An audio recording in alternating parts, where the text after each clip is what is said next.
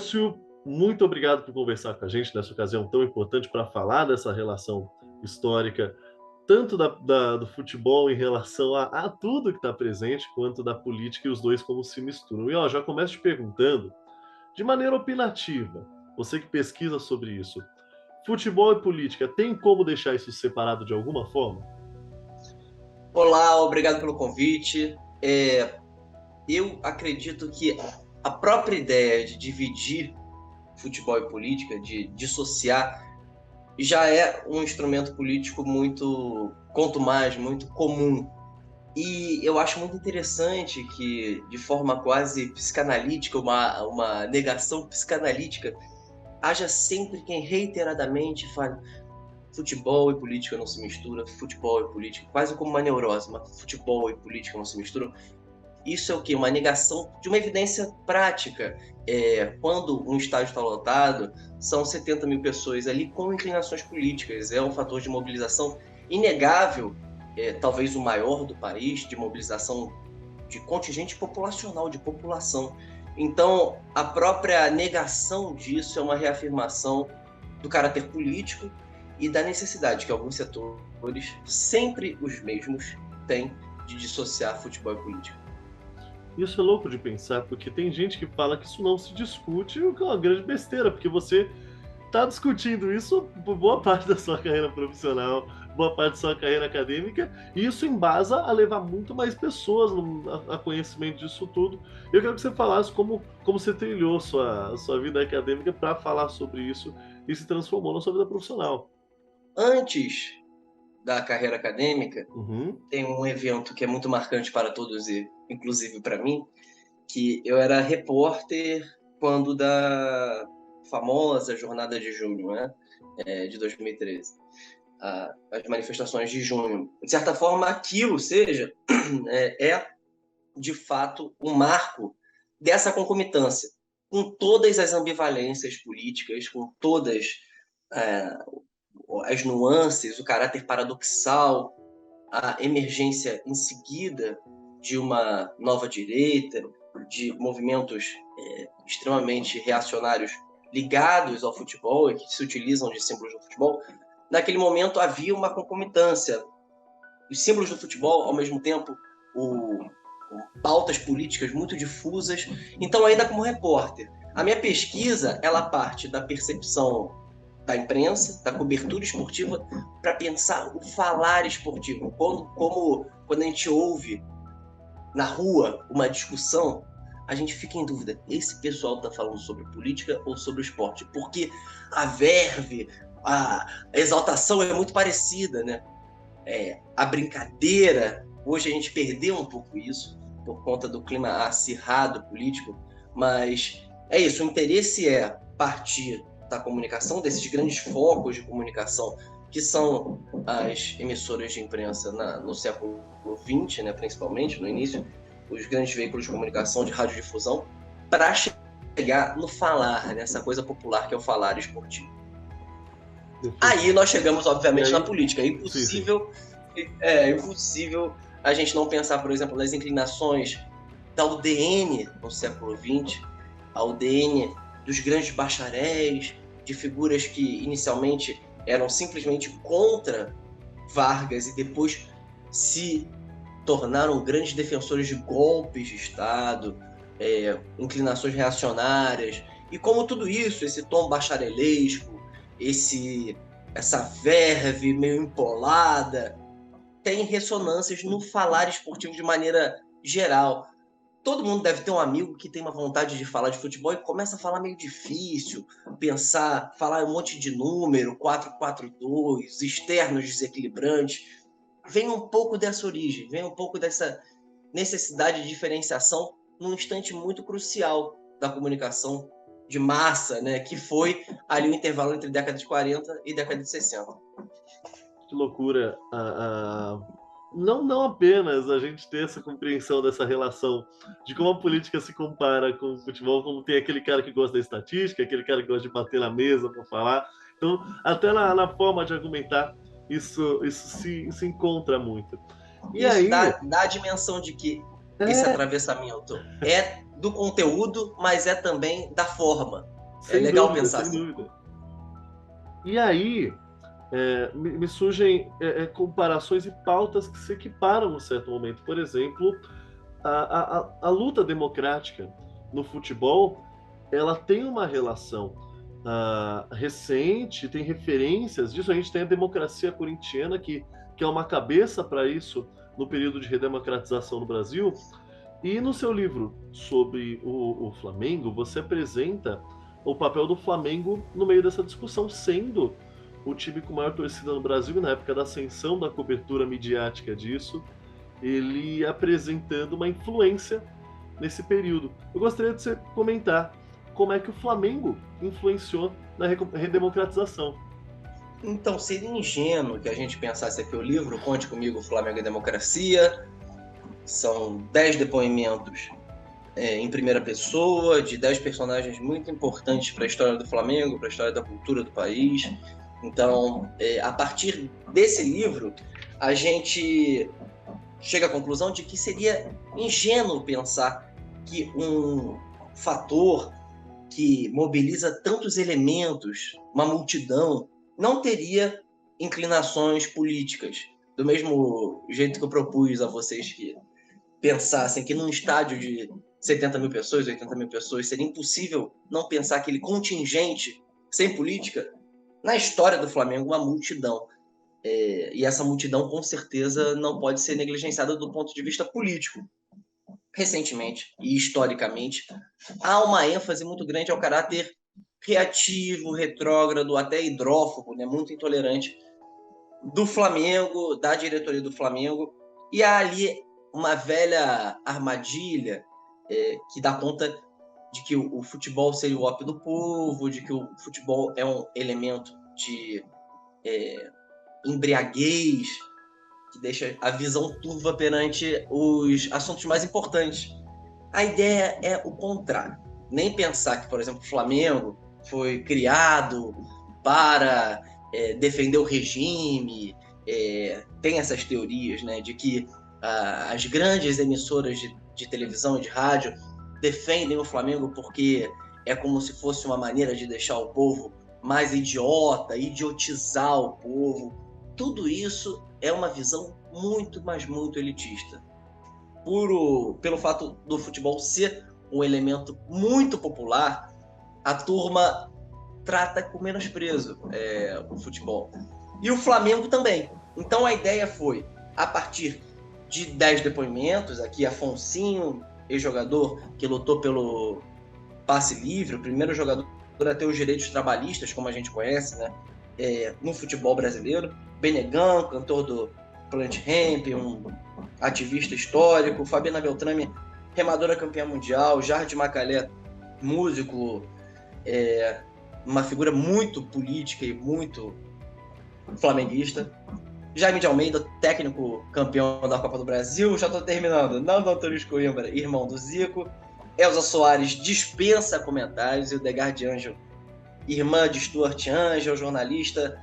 Stuart Angel, um remador também campeão pelo Flamengo, assassinado e perseguido pela ditadura militar. Luiara Franco, filha da vereadora assassinada Marielle Franco. E Naya Beltroldo, baterista da banda Bugarins, músico, que dá conta um pouco dos torcedores do Centro-Oeste. Essa turma toda se reuniu. Que timaço, hein?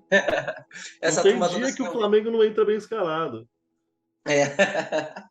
Essa turma toda se reuniu para pensar um pouco o Flamengo no livro, né, a partir da minha proposta, e com o prefácio de Moacir Luz, né, importante também, que ele também dá um pouco, o Moacir Luz, do Samba Trabalhador, grande sambista, ele dá um pouco da experiência dele, de maneira um pouco mais sucinta para apresentar o livro. Essa turma se reuniu justamente para pensar tanto o caráter repressivo quanto o caráter transgressor do Flamengo, a partir das suas experiências próprias. Então, o que acontece ali é dar vazão a essa multiplicidade. Essa multiplicidade que vai ter reflexos reacionários, a gente vai ter aproximações principalmente institucionais com os governos instituídos. E no caso do Brasil, infelizmente, é reiterada a presença de governos ditatoriais, de sangue golpista. de sanha antidemocrática, mas também de reação, de proposição de novas ideias, do caráter democrático, menos intolerante, mais tolerante, né?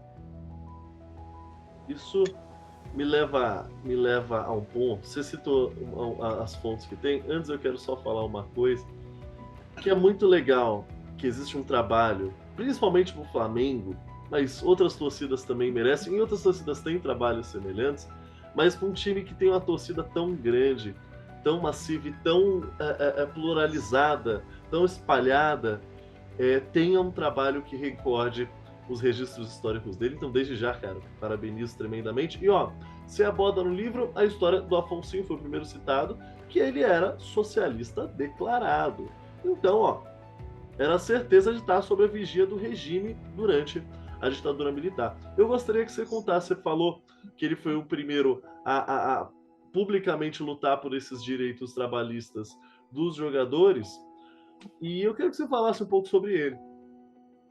O Afonsinho, antes de ser um socialista declarado, ele era ainda mais perigoso para a ditadura, porque ele era estudante.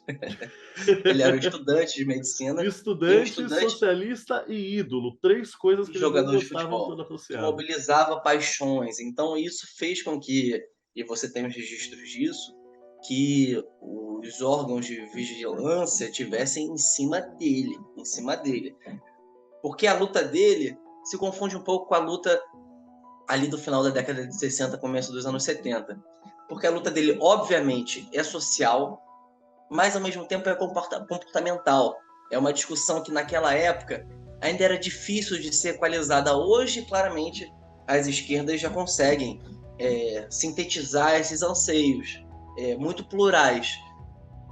Mas naquele momento não, ainda havia uma sisudez, uma abordagem estritamente social. E tudo começa com o Afonsinho pelo fato de ele não querer cortar o cabelo.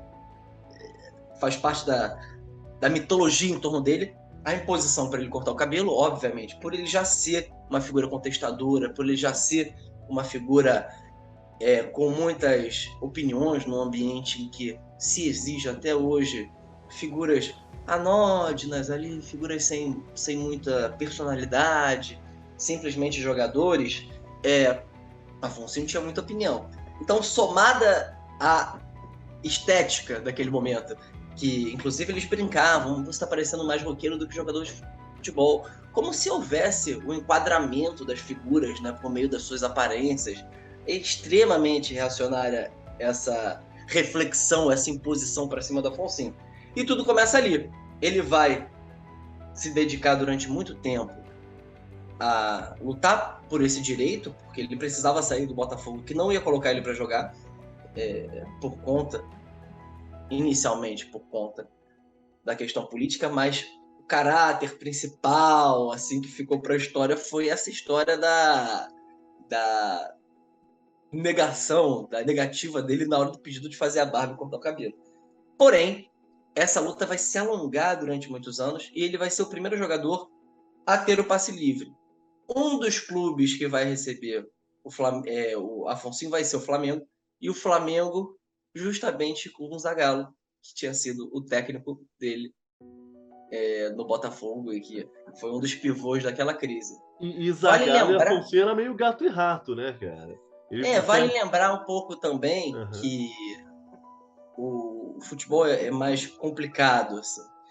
A gente tem nas diretorias figuras ligadas ao regime naquele período, na década de 50, na década de 60, na verdade, figuras que já vêm da década de 50, das polícias, que hoje a gente pode chamar de polícias políticas, mas você tinha no Botafogo, historicamente, as figuras da família Borer, Cecil Borer, que eram ligadas à política, à polícia mesmo. Então, era normal que os jogadores fossem monitorados por aparelhos de Estado.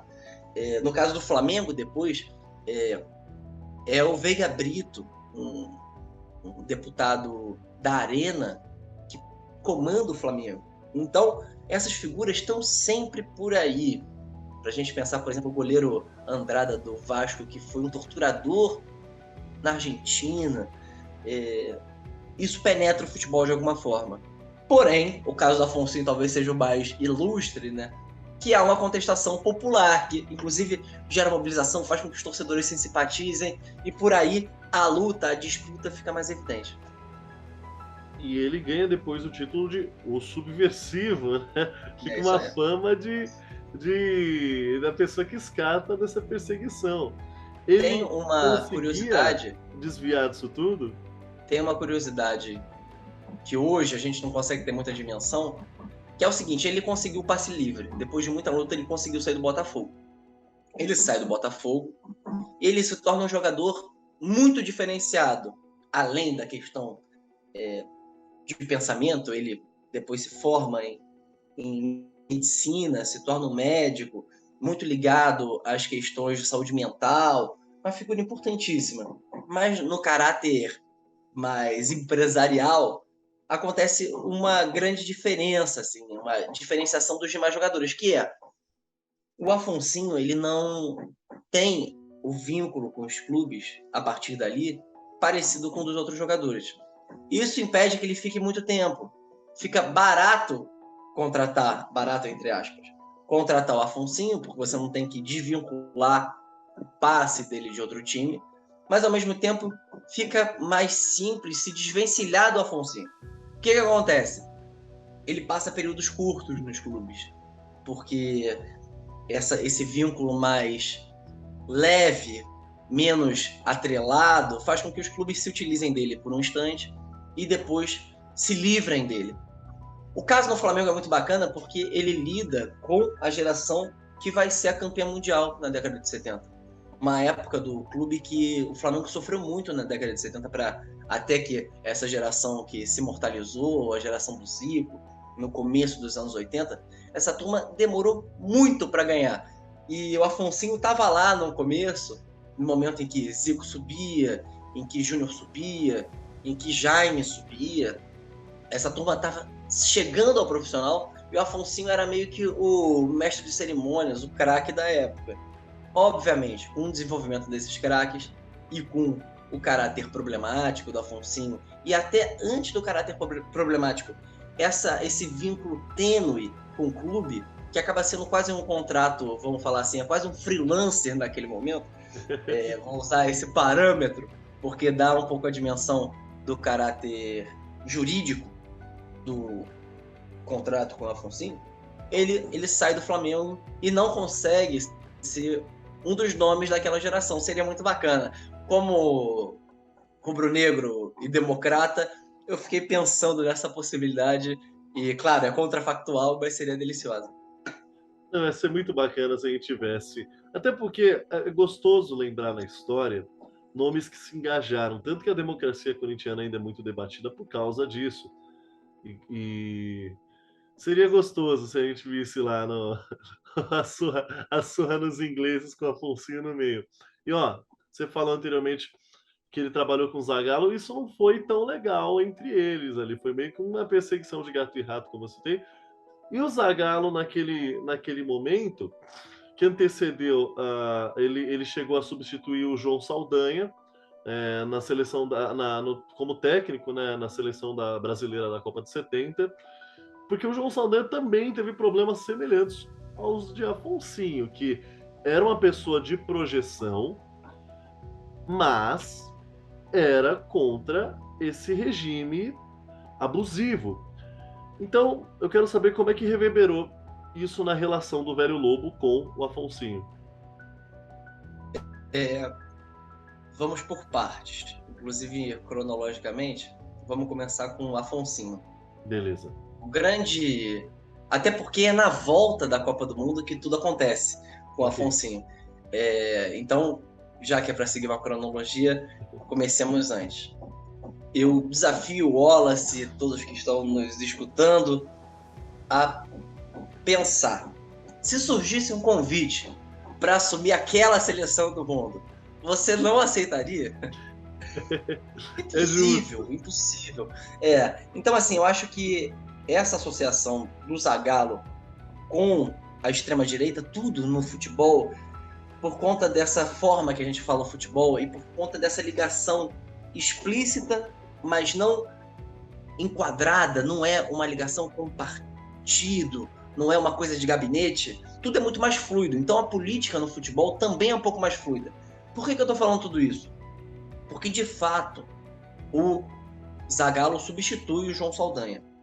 Ao mesmo tempo que o João Saldanha, um histórico comunista, o João Saldanha, há registros dele em Pocatu, numa revolta de poceiros contra grileiros, como representante do Partido Comunista.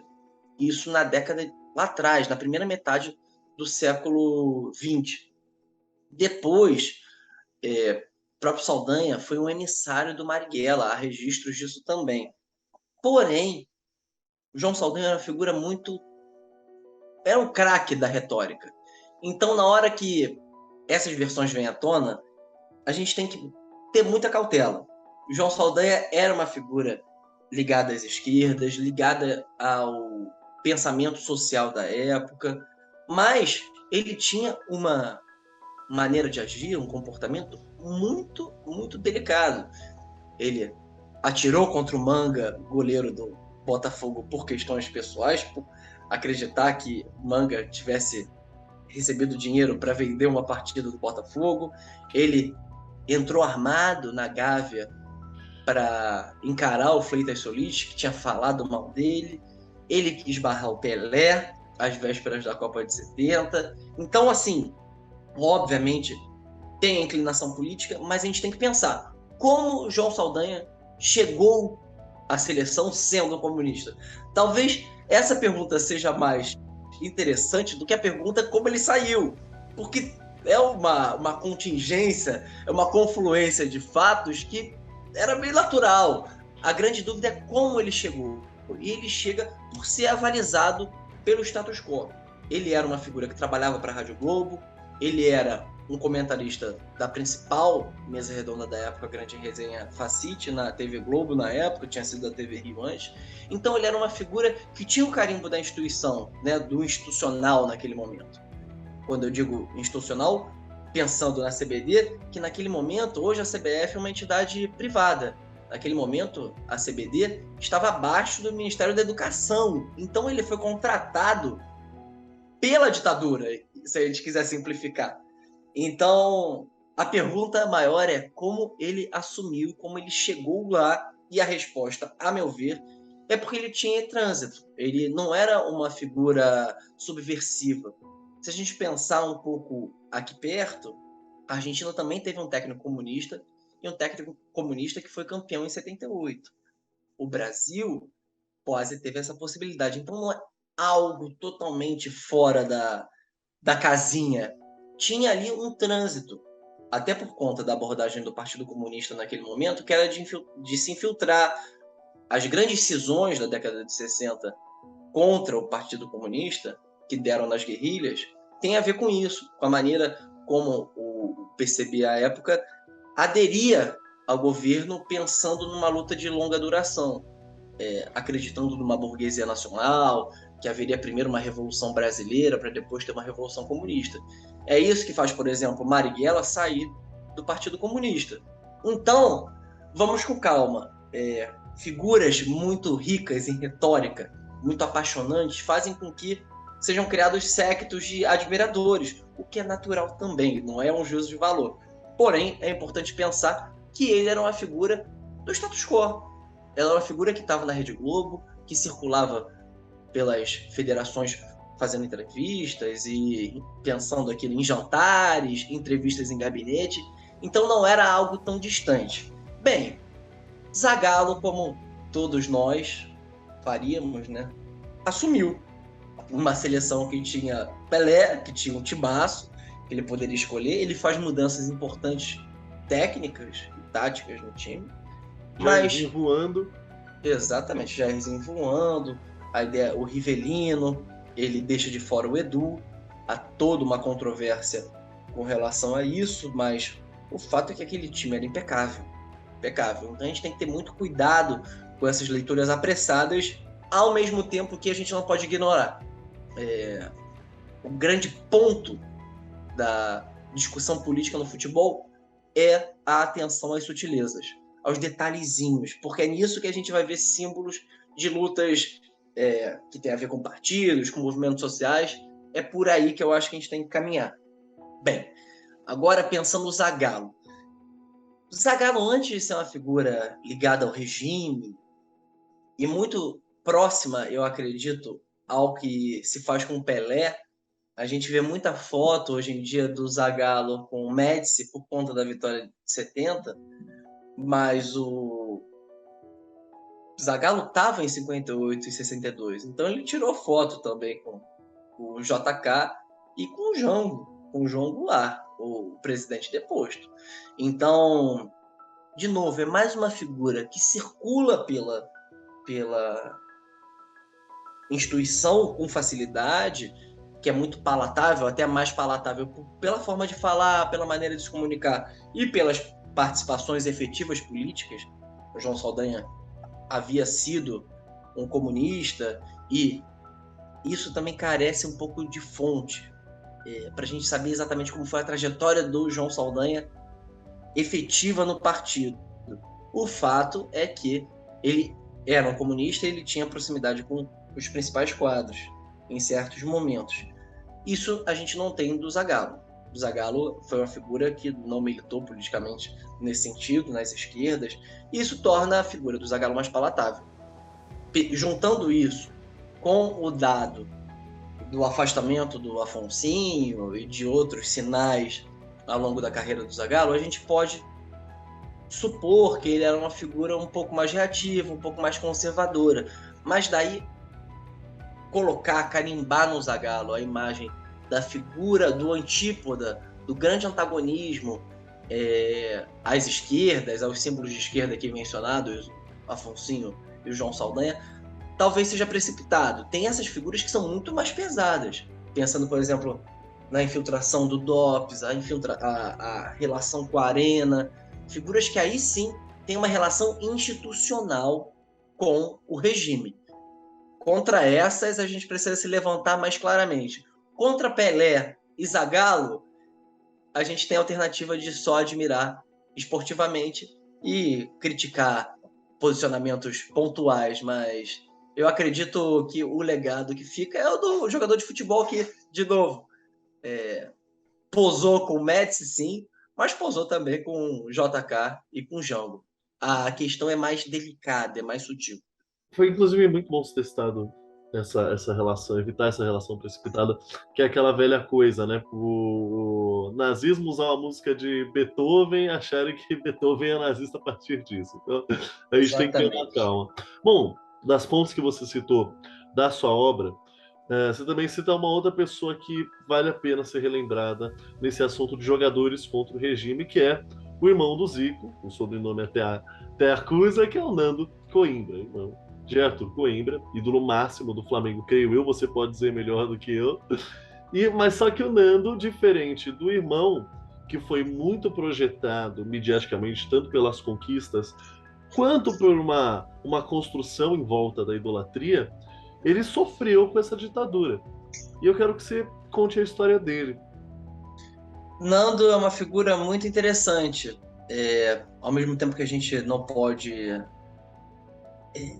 como é que eu posso dizer, simplificar a discussão, a gente também não pode esquecer essas evidências fantásticas da política no esporte, e esse é o caso do Nando. O Nando foi uma figura que, enquanto jogador de base, fez o curso para trabalhar no PNA, no Plano Nacional de Alfabetização, na época do Jango, plano idealizado por Paulo Freire. Nando foi uma figura que se manteve de esquerda ao longo de toda a vida. Nando foi uma figura, por conta disso, por conta de sua aproximação com o Plano Nacional de Educação, de Alfabetização e com a discussão política, ele não estava ligado a nenhum movimento revolucionário, aquelas ideias revolucionárias que na época pipocavam pela esquerda. Ele não, ao que se sabe, ele não era uma figura ligada às grandes vanguardas populares, como eles costumavam chamar os movimentos de luta armada. ele não era dessas figuras, mesmo assim ele foi perseguido, mesmo assim ele foi torturado e mesmo assim ele foi deixado de lado pelo futebol. Há dois casos específicos que eu acho importantes de serem lembrados, né? O primeiro foi o Carlos Madureira, na época que ele estava jogando num dos times de menor expressão do Rio, que afastou e falou: Você sabe por quê? Mas por quê? Você sabe por quê? Ele foi afastado e pronto. O segundo foi na Europa, quando ele consegue finalmente ter uma carreira boa no Brasil, depois de um percurso tão errático por conta da perseguição política. Ele faz uma carreira legal, até hoje ele é ídolo do Ceará, de Fortaleza. Ele vai para o Belenenses, um clube português, ele tem cidadania, a família toda é herdeira de português, né? O seu Antunes era português. Isso faz com que ele vá para Portugal, jogue um pouco no Belenenses, mais treine do que jogue, e seja lá também perseguido, o que faz com que ele fuja para o Brasil, abandone o futebol, depois retorne já sem condições físicas e não consiga ter uma carreira como não só do Zico, mas como a dos outros irmãos que se interessaram pelo futebol. Eles têm um irmão que não se interessou muito por futebol, mas o Antunes foi um atacante importante tanto do América quanto do Fluminense. O Edu foi um jogador muito importante, considerado por muitos o maior jogador da história do América, e o Zico é o Zico, o homem por trás das maiores conquistas do Flamengo. O que eu sugiro que a gente pense é que a importância da família para o Zico é reiterada, ele sempre fala muito da família, mas que a gente pense nessa figura do Nando, porque o Nando, ele mantém em silêncio, em sigilo, até a lei da anistia, até ele conseguir os direitos que lhe haviam sido suprimidos, na década de 90, ele mantém essa história toda em sigilo. Eu sugiro que a gente pense aqui na possibilidade de o Zico ser o que ele é também pela família como um todo e pelo Nando em especial nesse caso, porque talvez explicitar, anunciar, se tornar ali um ativista mais claro naquele momento, faria com que a família como um todo, mas principalmente o mais jovem entre os irmãos a jogar bola, o Zico, talvez fosse prejudicado. E isso é algo que está presente nas lembranças do Nando. Ele sempre fala: eu não me manifestava sobre o caso e não falei isso para ninguém, nem para minha família, para preservar o meu irmão.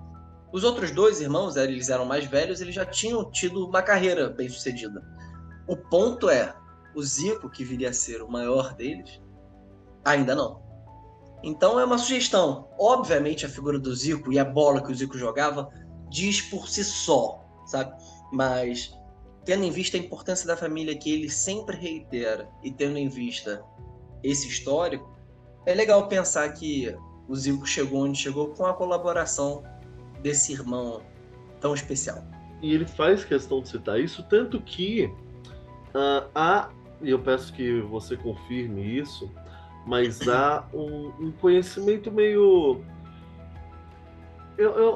Que eu vou falar com as palavras mais corretas para isso, que não se há certeza, mas que é comentado em alguns artigos, em algumas conversas, em podcasts, debates. Eu gostaria que você comentasse, visto que você tem uma obra que baliza esse momento em relação ao Flamengo e à democracia, que é o seguinte: existe o Arthur, o Zico, ficou de fora das Olimpíadas de 1972 e há uma relação, há comentários que atribuem esse corte ao posicionamento do Nando. Essa perseguição do regime contra o jogador e seus familiares chegou a ser direta ou o Nando conseguiu fazer com que essa vontade de deixar o irmão livre para poder trabalhar ocorresse? Há sim essa versão de que o Zico não foi para a Olimpíada e de que o Edu, que naquele momento tinha sido, na verdade, a versão é de que o Zico não foi para a Olimpíada e que o Edu não havia sido convocado para a Copa de 70, mesmo sendo o melhor jogador da edição anterior do equivalente ao campeonato nacional da época, a versão de que os dois casos foram por influência política. Você sabe, Wallace, que o pior da ditadura não é só o efeito automático, a dor, o sofrimento, a tortura, isso é inegável, mas também o efeito de longa duração. A discussão de longa duração com relação a esses fatos, inclusive no futebol, são um desdobramento dessa ditadura, do terror dessa ditadura. A gente começa a imaginar tudo que pode ter acontecido por conta do regime. Esse é um terror, é um regime de terror. Inclusive, os regimes de terror costumam sempre recorrer a essa dubiedade, a essas dúvidas.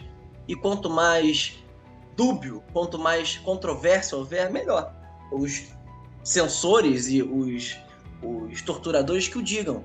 Faz sentido que haja dúvidas de data, haja dúvidas de fato, haja dúvidas de ano. É do jogo. E é uma operação de um regime discricionário. Por que eu estou falando tudo isso? Porque só o fato da gente conjecturar que 2 jogadores desse calibre tiveram suas carreiras afetadas pela ditadura militar já dá a dimensão do terror que a gente vive até hoje por conta da maneira como a gente lidou com esse passado. Então, não estou sendo evasivo na sua resposta, não. Mas a ideia é essa. A ideia é que, se sim ou se não, é difícil a gente ter registro sobre isso. O importante é que o terror estava estabelecido. E esse terror faz com que a gente suponha que 2 jogadores de nível, que a gente chamaria hoje de nível internacional, naquele momento os campeonatos brasileiros, né, aqui no Brasil, eram tão fortes ou muito mais fortes quanto os internacionais. Mas 2 jogadores de projeção, com capacidade, tenham sido prejudicados da dimensão do terror que estava instituído, estabelecido naquele instante. Surge uma curiosidade meio disso. Ele, creio eu, houve algum outro jogador anistiado além do... Ele é o único jogador anistiado da história. do Brasil, jogador né? profissional anistiado na história do Brasil. Que loucura, hein, cara? Que loucura. Ele é o único jogador anistiado. Lá no início, a gente vai voltar para o início, mas para falar da atualidade. Lá no início, você citou o termo de que o futebol pode ser, ou às vezes é comparado como um ópio do povo, né? E isso chega a ser até tão presente no imaginário popular que a gente às vezes esquece desses temas que a gente está debatendo com a política, pelo simples fato de que na hora a gente está focado em ver aqueles 90 minutos e é simples. E se o futebol é o ópio do povo, o torcedor flamenguista nos últimos anos está muito bem drogado e chapado, porque, olha, teve muito bom título para esquecer do resto. Da vida, para esquecer da política. Teve agora recente o da Copa do Brasil, inclusive eu já estou em vermelho, também pelo meu tricolor paulista, mas pelo seu rubro-negro. Estamos aqui fazendo nossa união sinistra. E, ó, a gente discutiu esse papel do Flamengo sendo o clube de maior torcida e que mais acarreta gente no país. Mas como você avalia a gestão do clube hoje em relação também a essa história democrática dele? Ele faz questão de relembrar esse passado, de relembrar seus ídolos históricos, de relembrar a importância dele na democracia. E você acredita que os atuais dirigentes estão alinhados com esses valores democratas? Vamos nós, por parte. Ok. Mencionávamos há pouco tempo o Corinthians, o caso do Corinthians. E como a democracia corintiana é presente, a gente ainda fala sobre ela. Isso é muito uma construção de comunicação. O Corinthians elabora isso, retoma isso constantemente. Isso é muito bacana. Sim, isso faz com atos comemorativos, camisetas, exatamente. Os outros clubes, em geral, e o Flamengo em especial, não.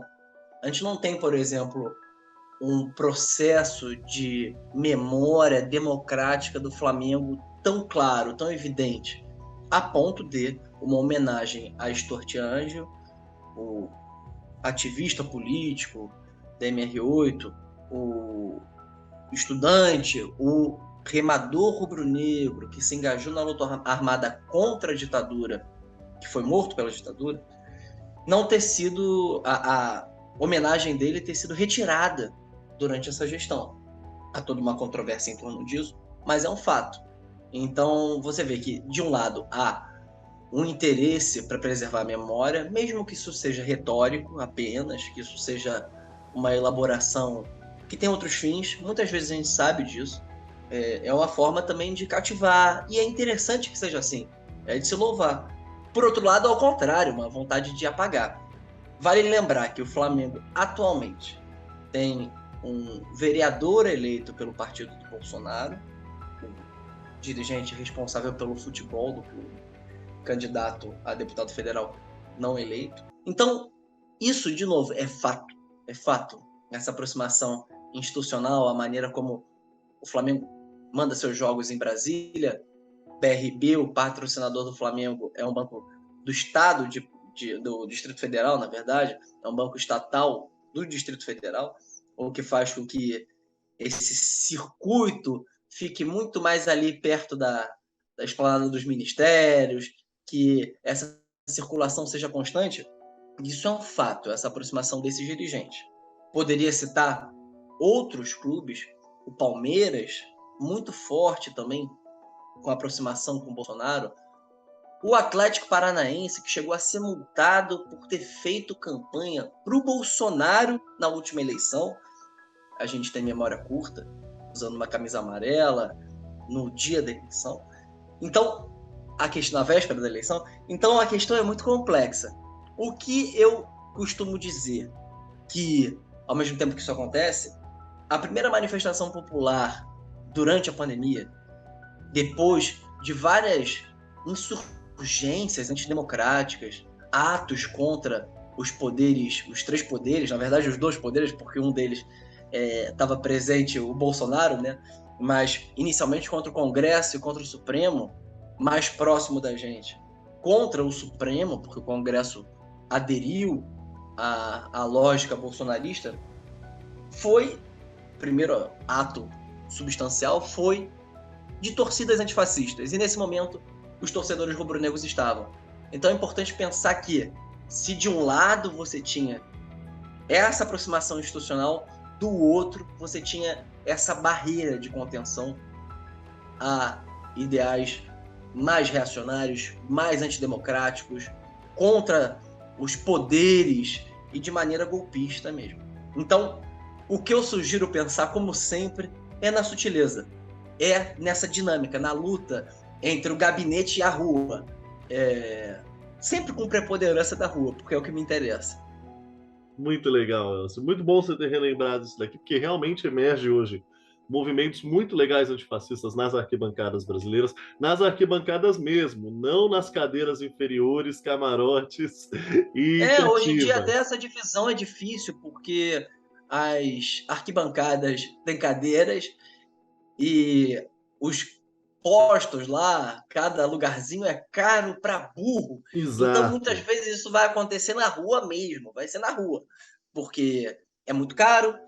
O torcedor do Flamengo, por exemplo, está acostumado a essa extorsão, uma extorsão, um plano de sócio que não pensa no torcedor, não pensa na cultura torcedora, não pensa de maneira democrática, que vem diante dessa gestão, mas que culmina nesse isolamento da rua.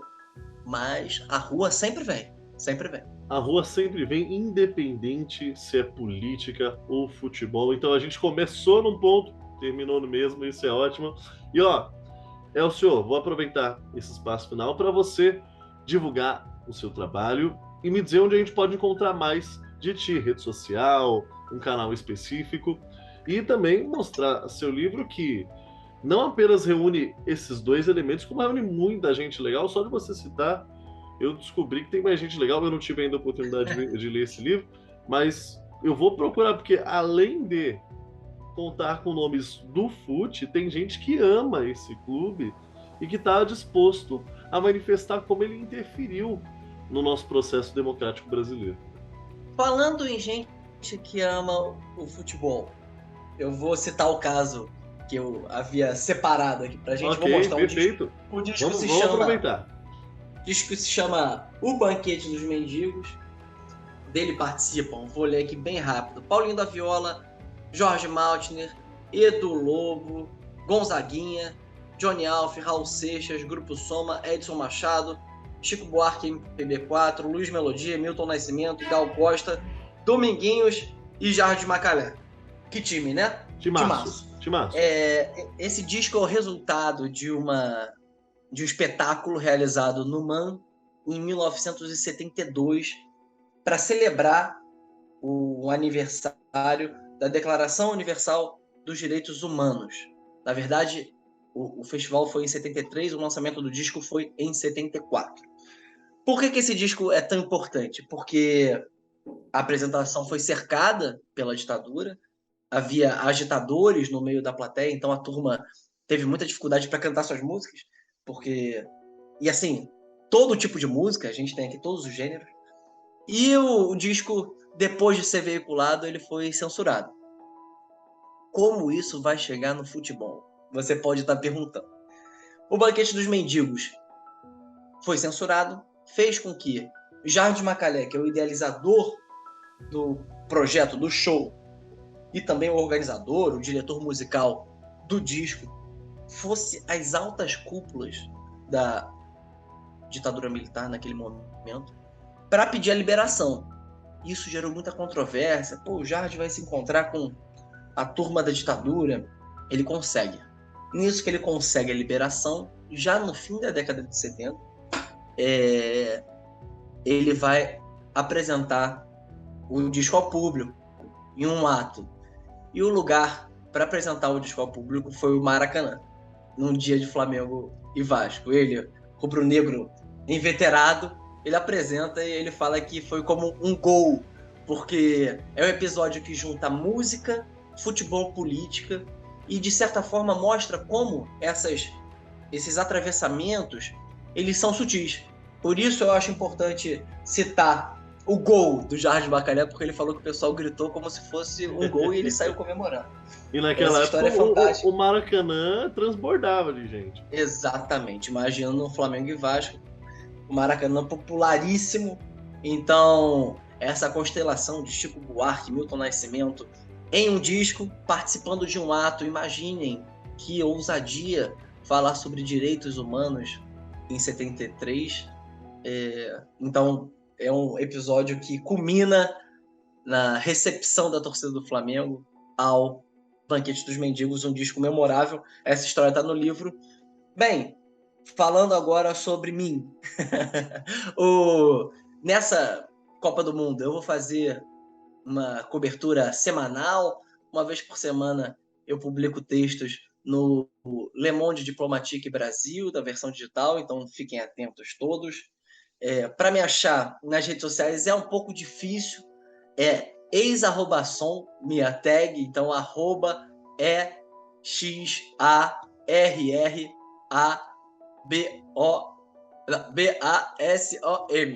@EXARRABASOM, ex-som, tudo junto, mas vocês conseguem me encontrar no Instagram assim, produzindo. Eu estou mantendo um podcast sobre música chamado Movimento, com parceria do Circo Voador, que é sobre movimentos culturais, musicais do Rio de Janeiro, para comemorar os 100 anos do rádio no Brasil. Ele vai ao ar na Rádio Roquete Pinto e está em todas as plataformas. E acho que é isso, Wallace. Não sei se faltou alguma coisa. A gente tem mais tempo. Se quiser fazer mais alguma pergunta aí, se eu tiver sido evasivo com alguma coisa... Fique à vontade. Durante sua explicação sobre o Banquete dos Mendigos, você me fez gerar uma reflexão aqui, não apenas sobre esse fato, mas como estádio vira palco, né, cara?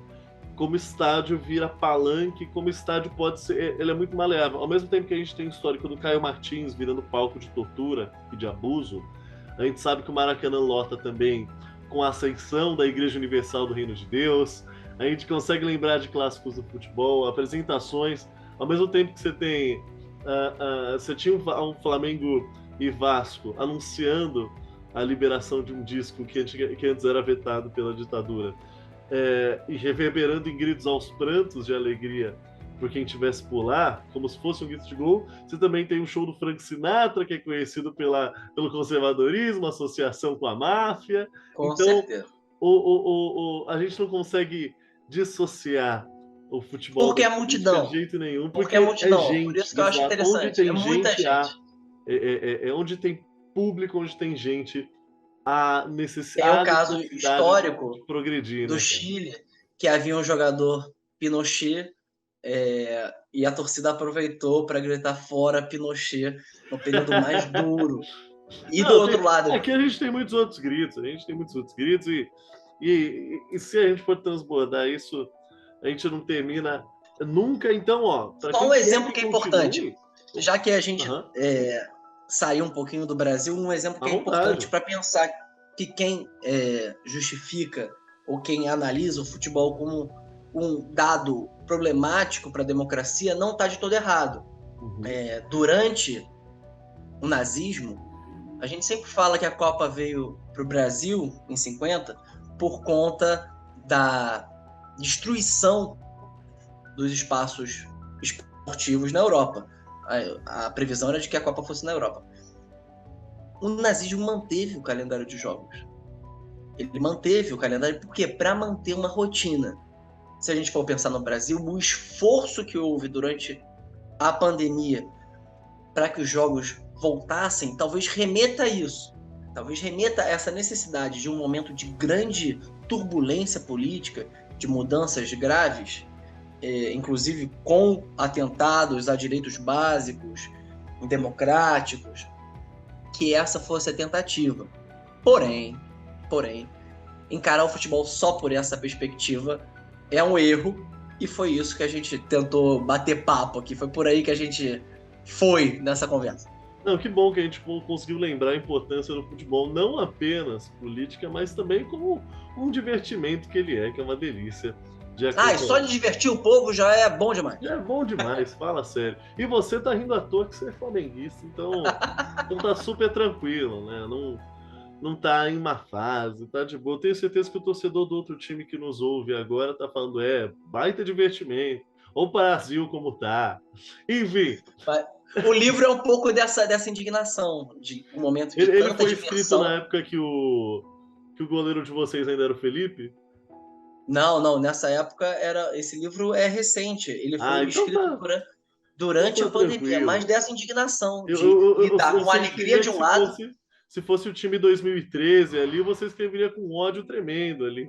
Então, o grande lance é a ambiguidade, porque nesse momento eu estava muito feliz com os resultados esportivos, com a festa que eu tinha tido na rua, de novo, e, por outro lado, indignado com a associação política dos dirigentes.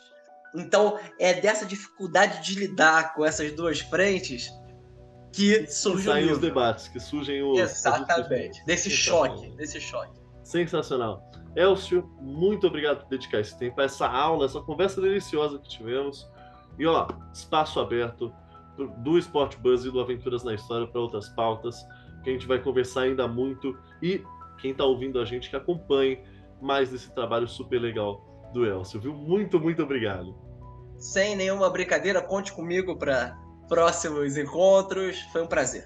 Um grande abraço. Um grande abraço. E, você que está acompanhando também, muito obrigado por ter ficado até aqui, acompanhado essa série histórica que a gente está tendo pré-Copa para debater a importância dela em relação a uma ferramenta social que ela é e que ela tem. E se você quiser mais conversas como essa, não se esqueça de seguir nossas redes sociais oficiais e também acompanhar nossas próximas publicações em nosso canal, que vai ter tudo relacionado a isso, não em muito pouco tempo, se já não tem, porque eu não sei a cronologia dos fatos, mas a gente tem diversas conversas preparadas para a gente pensar um pouco e refletir da importância dessa ferramenta social que é o futebol. Muito obrigado pela audiência e até!